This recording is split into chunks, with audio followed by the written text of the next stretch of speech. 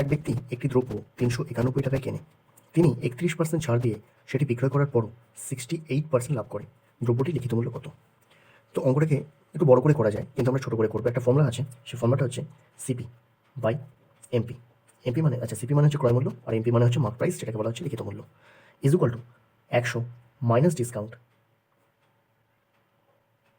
By 100 plus profit percentage, discount percentage আর হচ্ছে profit percentage.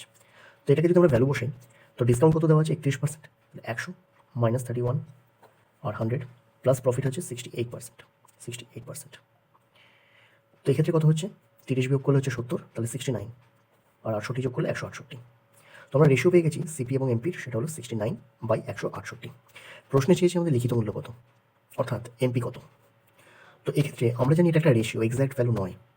সিপিটা আমাদেরকে দেওয়া আছে, এক্স্যাক্ট ভ্যালুটা দেওয়া আছে, এক্স্যাক্ট ভ্যালু, এটা হচ্ছে আমাদের এক্স্যাক্ট ভ্যালু, আর এটা হচ্ছে জাস্ট এ রেশিও।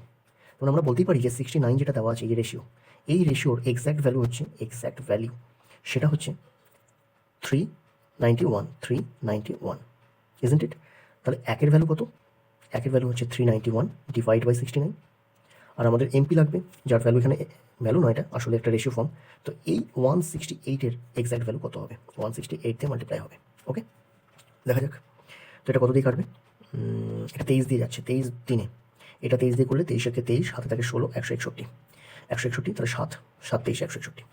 আচ্ছা, 3 দিয়ে এটা কাটবে, 3 5 15, 1 3 6 18, তাহলে 17 × 56।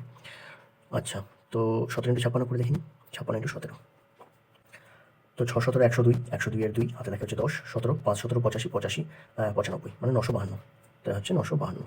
তাহলে আমাদের অপশনের মধ্যে কোনটা? হ্যাঁ, অপশন সি।